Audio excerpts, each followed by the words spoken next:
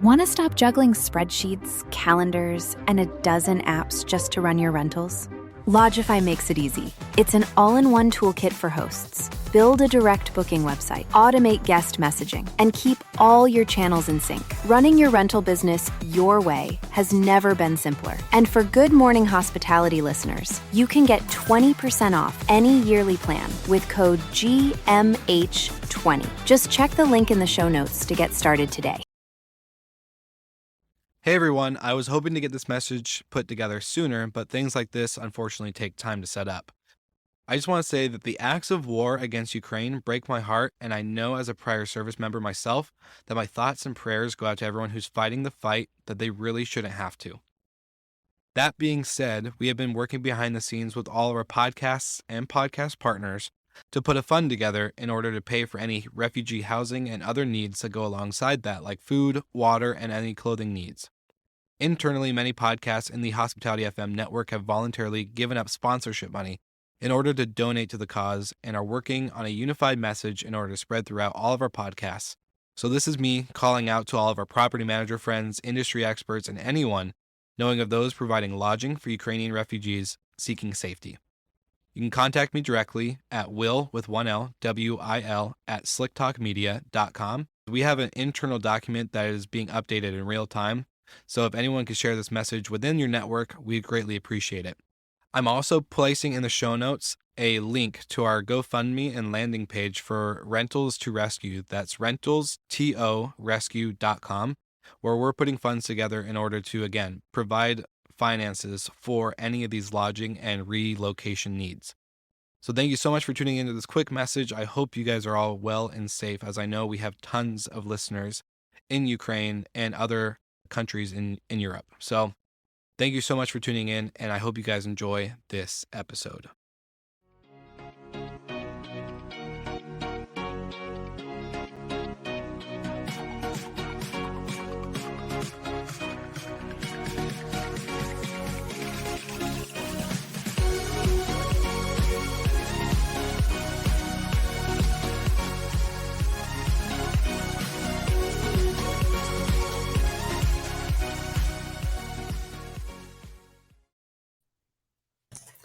Good morning.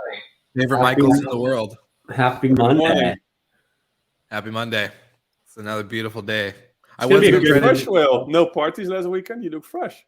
Yeah, good night's sleep and some good sunshine out in Florida. I was going to try to record outside again this week, but of course, on the dot, the lawn maintenance guys showed up and woke me up bright and early. A regular schedule, Will. I know, and it rained like a ton last night, so it's not very enjoyable outside. So don't complain. Here was -2 this morning Celsius. It was freezing, so don't complain. I'm not complaining. I'm just making observations. It's 75 here today. It's perfect fall weather. Well, perfect fall weather. 75 degrees. Good Lord. That's great. Welcome to the South, Will. Welcome.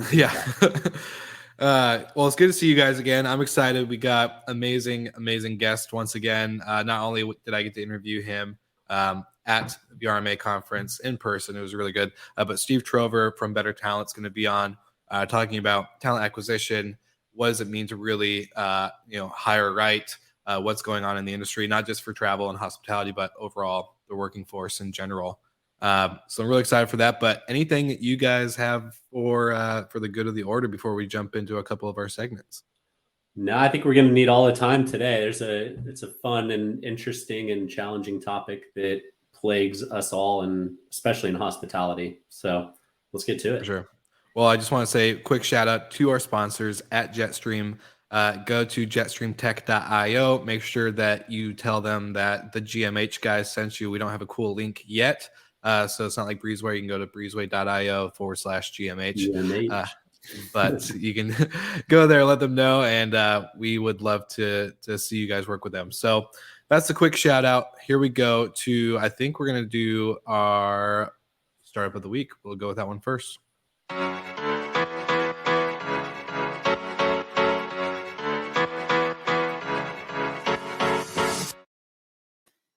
Yes, this week we have Tier. Actually, they raised $200 million in Series D. I think it's announced today, if I'm correct. So Tier actually raised a huge amount of $200 million in funds.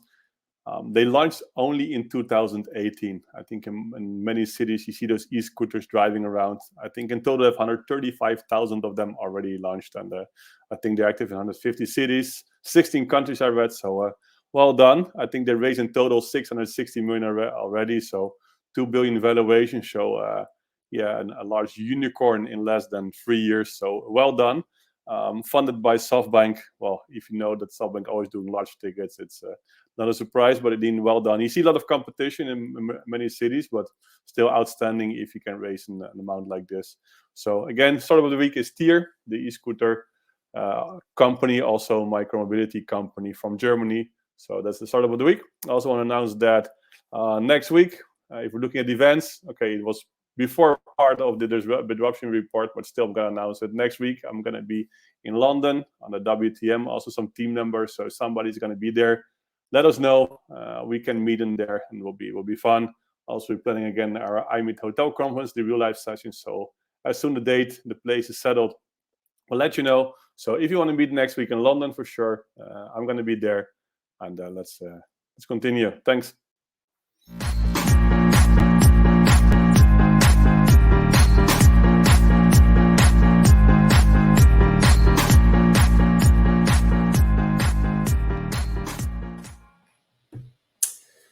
Hello, always good to see Grandma.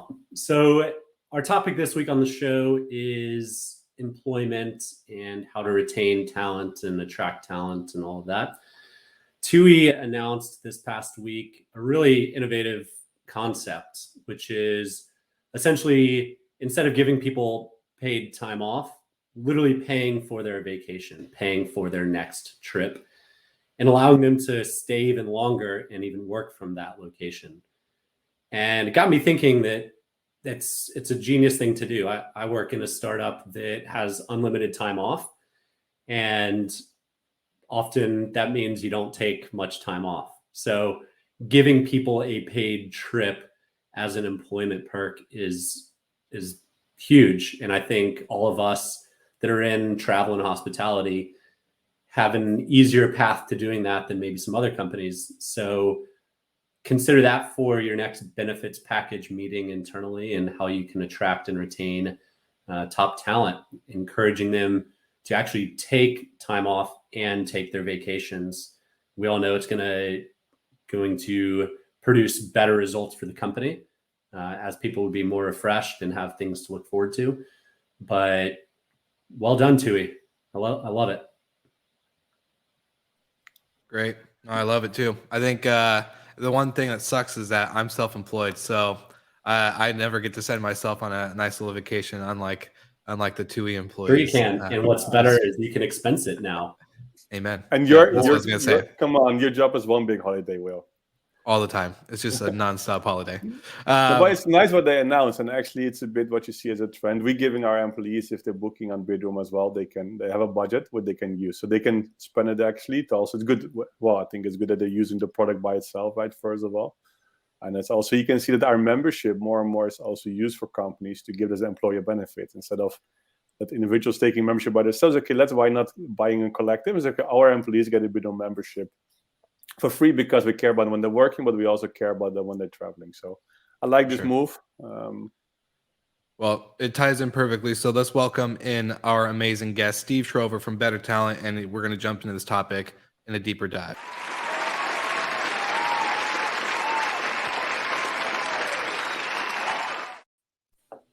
Steve, welcome to the show, my man. Good morning. Thanks for having me. Yeah, good morning. Literally. I love it. We're actually on the same time zone too, so it's nice. I'm not the one that's up at 6 a.m. to do the show. A lot more refreshed today than normal. Well, Steve, let's make a quick intro.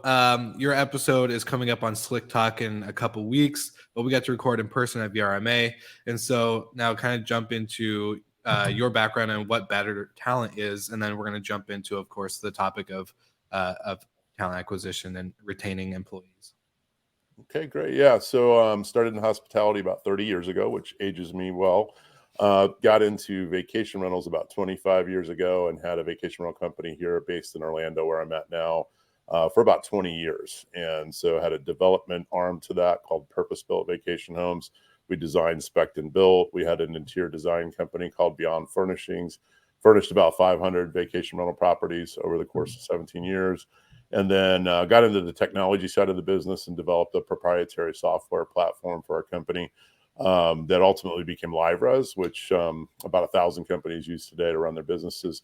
And then I was very involved in the trade associations. Was also vice president and president of VRMA for 5 years. So done a lot of different things in the space. Today, run a company called Better Talent, and we help facilitate hiring across hospitality, really focused obviously on the short-term rental, vacation rental space specifically, but do hotels and resorts as well. So that's what we do today.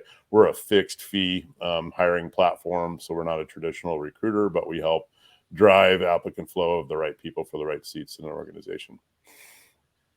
Awesome. Well, to kick it off, Steve, what's going on right now in employment, and especially in hospitality employment? Yeah, I mean, there's a talent war, quite frankly. And we saw it coming pre-pandemic, just in the sense that it was becoming more and more challenging to find great people for different parts of hospitality. And, hospitality has a challenge. Sometimes people get burnt out and they leave. So a lot of our talent kind of goes and does other things. We jokingly say they go into the private sector and leave, so to speak. But so that was a problem pre-pandemic. Post-pandemic, it's a big challenge. And, there's a lot of, frontline roles that just sit empty. And there's a lot of challenges there. And we help our clients in that regard. But also a lot of people that, seemingly were happy in their role pre-pandemic. As things went remote, some companies were not ready for it. And so people left, and some of those positions are hard to fill for those that don't have a good plan for it. And so I think that is a lot to do with it. There's a number of different things that come into play right now that make this challenging. But that's why we've got to be super aggressive in our approach and attracting talent. Yeah. There's a McKinsey report on the great attrition, or the great resignation. There's a lot of fun names around it, but they cite two main reasons why people are leaving. The employees don't feel valued by either their company or their manager, or they don't feel like they belong anymore. Mm-hmm. Is that in line with what you're seeing, or what else are you seeing of why people are leaving? Is it? Yeah. And I mean, why would they have felt that they belonged before the pandemic and not now? And again, it goes back to some of those companies weren't ready for remote, and things were going more and more remote, pre-pandemic regardless. And a lot of business is being done that way. But companies that weren't prepared or had pushed against having remote team members weren't prepared, in the sense that they didn't have the tools to properly engage. They didn't have a plan of engagement. And so I think that's, when they say they don't feel like they belong, that's the differentiator right now. Now, does that mean everybody wants to come back in the office? Not necessarily.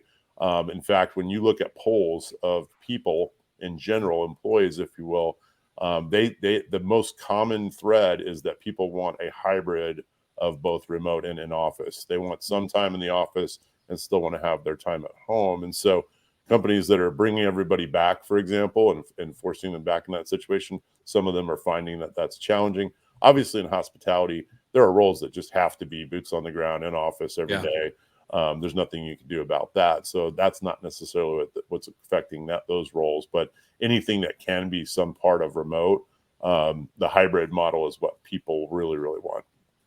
Yeah, well, we seen during the pandemic, it was for us pretty stable. We didn't see many people leaving, but you see what happened the last weeks. There's a lot of rotation. There's a lot of going on, and we have a hybrid model. We have a lot of perks for employees and making it flexible. But still, we see there's so much going on, and people now they start searching, or they start not applying, or there's so much rotation in there. When during the pandemic, it was for us pretty stable. So it is a bit for us. We have to really find new talent as well. So people watching, feel free to join. But it is tough. It is more tougher than before. And it's like, what else can we do, right? We have this hybrid model. We're paying okay. I don't know. You don't always have to look at I think we all know we don't have to compete on salaries, or we're just giving stock options, anything. We try to do and attract talent, but it's still super tough now, more tough than ever before. Yeah. Well, Couple things. People are leaving now, and 40% of people that are leaving don't have another job lined up. Like, they're either want time off because they're burnt out, or they're just super confident that they're going to find another job that they just can't deal with the one they're in right now any longer. Which, in times, I graduated college in 2010, which was like the bottom of the job market from the 2008, 2009 recession. And finding a job was not easy. And now it's, abundant. Jobs are everywhere and employees aren't. So it's wild. And then one more comment. I've been remote for 5 years, so I'm used to it. I like it. I want other people back in the office, because when I'm remote and everyone else is remote, there is no kind of start and end to the day. And when the people were in the office, there was a start and end to the day. And now that no one is in the office, it's really malleable. And, I wish people would get back in the office. Well, we had, for example, a good example. Being in the office. We were looking for a new recruiter, right? And maybe we should hire you, Steve. But we were looking for a new recruiter, and then we had one applied, pretty good candidate. He's like, I only want to work remotely. I never want to come to the office. For me, it was pretty difficult, because I think as a new employee, you need the culture. You have to know the people, especially when you're working, in my opinion, in HR. Developer could be a bit easier, engineer.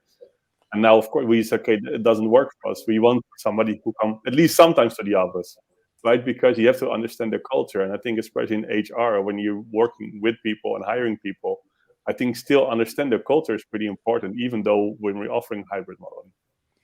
Yeah, there's no question in doing things from a remote basis, though, that can include people. And I'm not just talking about group Zooms or whatnot, but you got to come up with a strategy.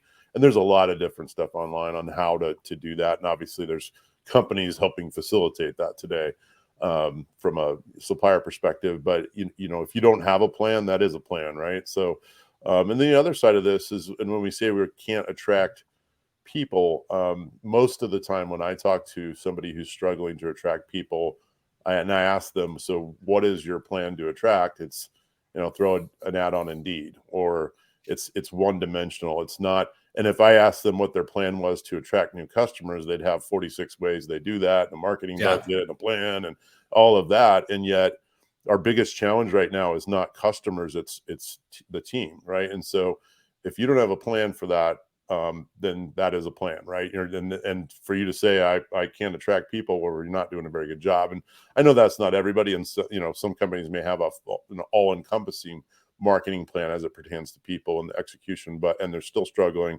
But if you're not doing it, you probably are for sure. So, and that's what we work to do is help from a sourcing perspective. And you got to go after passive candidates, not just active candidates looking for a job. And that's the differentiator. And if you're not doing that, I think Mike mentioned that, multiple people came up to you at VRMA, and everybody's actively recruiting right now. And that's what should be happening. And if you're not recruiting, people are recruiting your team. So, yeah. Well, I've even had people say, hey, what would it cost us to get you to go work for us full time outside of the podcast, outside of recreation, like give up everything to come work? And it's like, whoa, this is like active people, like going after other like business owners, like not even just employees and staff members. And the one thing we were talking behind the scenes was pretty interesting, because this is a topic, or at least a segment of the whole like talent acquisition side, but it's getting people to take ownership. And I think Ross mentioned that behind the scenes was, how do you get people to take ownership of a project, or even their position, regular duties, when it's like this mix between of, we're going to be remote, but then we might need you in the office, but then we may never go to the office, or we may always be in the office. Like, how do you manage that side of the flip side of that, Will, is your team, if they don't feel ownership, they don't want to stay, right? For sure. So you have to give them ownership of projects. And if they're not owning them, then they're not the right fit. But For sure. you have to empower and enable your team. And when you enable them, you need to enable them to make all of the decisions as well, not just tell them they have an important role and then you're still calling all the shots. Yeah. You have to be able to trust your staff. And then if you can't trust your staff, then you hire Steve to find somebody who you can trust. That's right. Exactly. Well, that was kind of what I was going into was, what's the best way, but yeah, that's good. But you think like you will see more acqui-hire, so just the larger companies just buying the smaller one just to get talent? Yeah, and we've seen some of that recently for sure. Where if you look at the value that they were buying, a significant portion of that acquisition was the talent side of it. So to your point, it does happen. Interesting. What's the most innovative like retention or benefits, Steve, that you've seen from some companies? Well, I like what we were just talking about as far as the paid vacation. I think that is a phenomenal tool, and to the point that was made, we can, generally speaking, in hospitality, we can put that together at a less cost structure for the company than most. And we did, some of that in my companies in the past. And, you want your team to go and experience the product, so to speak. And a lot of them have not. So I think that's a really great tool. But I think right now it goes back to flexibility. And if that's unlimited PTO, if that's more vacation time than you traditionally would have. And frankly, some companies are really tight with vacation time. They just won't let individuals come in. And I would argue that if you give somebody a vacation week, for example, per quarter, they're going to be more productive overall than without it. They just will. And I almost, we practically would force people to take a vacation, because otherwise you're going to have burnout and you're going to lose them that way. And so I think it's really, really important to give them what they're looking for in that regard, but almost make sure they do it, right? Because it is a great way to, and they'll appreciate that in a big way, more so than some of the other perks that we see out there. And, I think it's great, gym memberships and all the things that companies throw. But the reality is, I don't think those move the needle as much as this PTO or paid vacation type concept. I think people want time off more than anything else. The other thing they want is they want to know that founder or CEO or the leadership team is heavily involved, and they're going to know that they are a part of a team that is moving forward in a cohesive manner, and that they're connected with that team. And so, so many companies, when they go to market, they want to just put a laundry list of perks. But if you're not speaking to what the value prop of working for your company is at the beginning of a job ad, let's say, then you're not going to attract the people that are really looking for that, right? And so a lot of companies have a great, culture. They just don't speak to it, and they're marketing for people. And I think that it's really important that you have that employer brand out front before you tell them what they're going to do and how much you're going to pay them for it, if that makes sense. So attract people first with the culture and the business that they're going to be involved in, and get them excited about that, and then go into the details. Yeah, 100%. And you said something that I've long wondered about. For the past 2 jobs I've been in, it's been unlimited time off, which in many cases means like fewer than 2 weeks a year. Just right. You just don't take it. I love the idea of forced vacation. Like banks do it. Banks force you to take 2 weeks of vacation a year. Like we're in the vacation industry. We all know how important vacations are. Like, why are we not forcing our companies, our employees, to take vacations? Exactly. Whether it's a minimum of 2 weeks a year or a minimum of 4 weeks a year, like why are we not forcing it? Well, I think there's a hard time of unplugging just because of stuff like this. You are constantly available. Granted, you can turn off your notifications for Slack and your email and all this other stuff. But I still think even when I'm on vacation, I'm still backing it's adding up. It's just backing up. You have your device. Also, the mix between private and business has changed, right? Before it was just an email, you can get a call, but now you get your WhatsApp or your other services. And if a notification from your colleague arrives, you're just going to read it, right? And if there's an action needed, you're just going to do it. So I think this whole, of course, it is changed already. And I think it's also more from nowadays. But another thing what actually surprised me, because I remember when I was young, of course, you just want to work for a company, right? You're applying actively. And it's like, this will be the great employer. I think now it is changing. You want people to work for you. And that, I think it's shifting a lot. And it surprised me actually before as well. We saw a lot of people applying actually. Now we actively have to recruit people. And I'll just say 5 years ago, people were just applying because they want to work for us. Of course, it's still happening, but you just have to search so much harder. Is it? My concern is a bit, but maybe you think differently, but is at the end that the companies are almost not deciding anymore what to offer, but the employees are going to say, I want this, and otherwise I'm just going to go somewhere else. And before it was different, right? You just offer them something, it was a yes or no. And now it's turned around, and they come with the rules and with the conditions. Yeah, it's such an interesting time right now. Like, it's wild. And to be, I think we all kind of feel that we're on this precipice of a recession potentially. Mm-hmm. And for this many people to be resigning with that kind of looming is super interesting. Well, as CEO and founder of a company, it is tough, right? Because you have to balance it. The other hand, you just don't want to say we're going to increase everybody's salary just to keep the talent. You have to find a balance because, of course, you also have to make sure this balance, for me, it is tough, right? To find a balance, keeping people, but it's not whatever it costs, right? It's also finding a balance there. On the other hand, you want to recruit new people. You can see, of course, the market is changing. And you see the employment costs are getting up, right? And it is, as soon as you're giving somebody some changes there, everybody was okay there. And in Holland, I always say, if you give somebody one finger, they take your whole hand, right? So, and then it's a bit concerning what you see now in the market, right? You see that if one engineer tried to get a raise, his colleagues say, hey, I saw that he's got a raise. And what is my situation? Before you have 50 people in front of your door. Yeah, it's an interesting point. Costs get changed quite a bit. You hire new people with new benefits packages, and then you have to retro it to everybody. Mm-hmm. It's expensive. The balance is tough, right? And again, I fully agree. You have to take them with you in your journey, and of course, they have to feel. We had a long discussion about it today. We work on a new strategy, and said, okay, how can we really make sure that they are just following our directions and the strategy, and they are just aware, right? And they're engaged in what we're doing. And it's not always easy.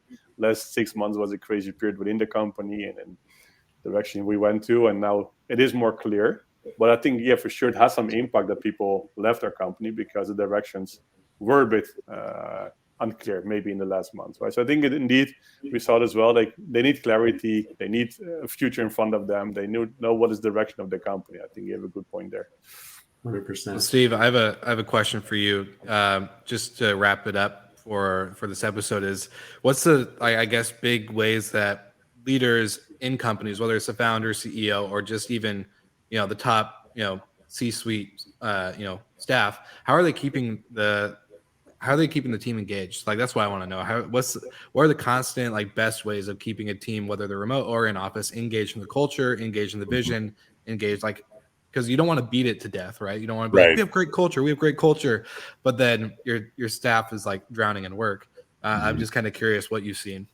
Yeah, we're a big fan of EOS, which is the Entrepreneurial Operating System out of the book Traction. And love that in book. that book, and we did, for years we've been doing EOS implementations now. We don't do it today. We're pretty focused on the hiring part of the business, but still highly recommend it to every single client. And the reason is it inherently keeps people and teams engaged, right? And so you have your weekly meeting and the right structure, and in that meeting you make decisions through the vision and through the core principles that guide the business, and that inherently keeps people together. You also have a scheduled quarterly offsite for the leadership team, and then within various teams within the organization, you do the same. And so having that quarterly touch point where it's face to face and you guys are together for a couple of days, that weekly set meeting where we have accountability in the business, because a big part of this is people do not like to be on teams where everybody's not working collectively to get things done. And if somebody's left to their own accord, or they're not pulling their weight, that really grinds on the other part of the team. And so when companies are executing collectively together in a cohesive manner, people want to be on that team. When they're not, they don't. It's as simple as that. And so I think, we talk about all, fluff and things we could do to attract and foosball tables and all that. People want to be aligned with another, with a group of people that are all working together cohesively to get to a goal. End of story. If you've got that, you're going to have plugged in people that want to work there. Steve, I want to put you on the spot here, and then we'll move into a segment where we all put each other on the spot. But who is the best company in the hospitality industry at your experience in doing that? The best company in the hospitality industry in doing that. Yeah, that's really putting me on the spot. I don't have a good, strong answer for that. We have a lot of clients that I would love to call out right now, but the other clients will get upset at me, so I'm not going to do that. There's a number of companies that are doing it really well, and those are the ones that have been that started a while ago and they did not stop. And a lot of people will do something like EOS or we do behavioral profiling within companies, and that helps them to understand each other. And our clients that do that really well with us and really engage in it are the ones that are the best. And so who's the best? I honestly don't have an answer to that, but there are a number of them that have made a decision to do this and do it well. They're the best companies in their markets every single time. And it's not because they have better tech or better properties or whatever it is. It's because they have the best people working together. Yep. End of story. I like that. So, all right. And then the last time we put you on the spot, we do quick rapid fire. So I'll fire off a couple of quick questions, and then Ross and Will do the same. Okay. Tea or coffee? Coffee. Morning person or night owl? Morning. That's Beach changed. Beach or mountain? What's that? Beach or mountain? Ooh, mountain. Fly or drive? Drive. Marriott or Hilton? Hilton. Oh, wow. I want to ask Merit or Delta. I had this question, just wrote it down, Merit or Delta. Because can you choose, Michael? I'll ask you, Merit or Delta? Delta. Okay. You say Marriott or Delta? They're two different. But I know, but he has to choose. He's always talking about those two. So Delta. yeah. Delta. Okay. Airplanes is the one that gets me there the fastest. I don't care about the brand. So Spirit Booking Airlines. Booking or Expedia? What's that? Booking or Expedia? Ooh, Expedia. Airbnb or Vrbo? Vrbo. Cap or hat? What was it? Cap or hat? Hat. He's American. Will? I got a whole bunch Mine, tacos or cheeseburgers? I don't eat cheese, so tacos with no cheese. Okay. Beer or cocktail? Cocktail. Hotel or vacation rental? Seriously. Vacation rental. Okay, let's Max or Lewis? What is it? Is Max or Lewis?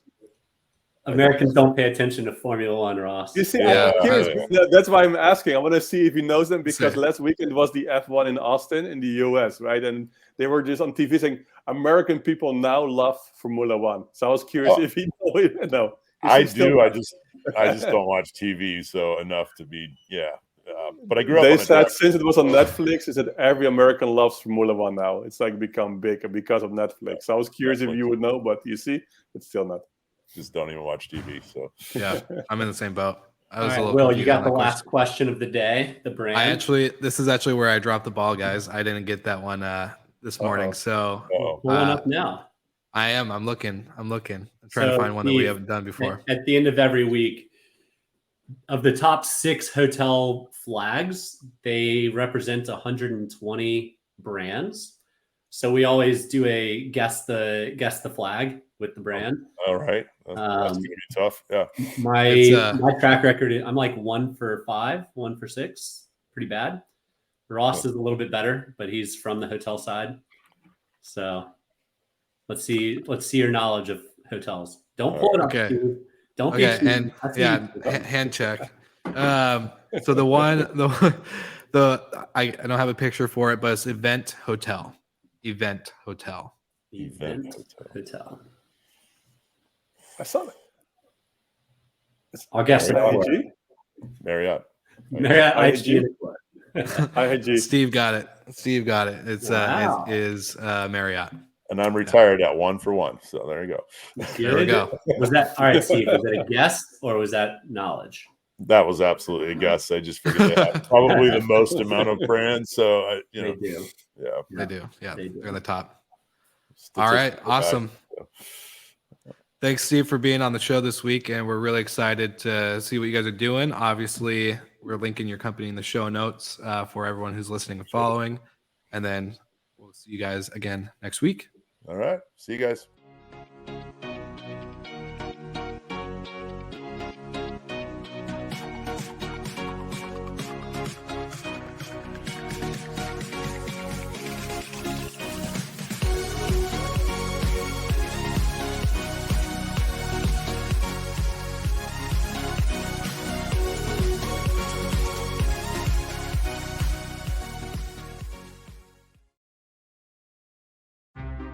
Want to stop juggling spreadsheets, calendars, and a dozen apps just to run your rentals? Logify makes it easy. It's an all-in-one toolkit for hosts. Build a direct booking website, automate guest messaging, and keep all your channels in sync. Running your rental business your way has never been simpler. And for Good Morning Hospitality listeners, you can get 20% off any yearly plan with code GMH20. Just check the link in the show notes to get started today.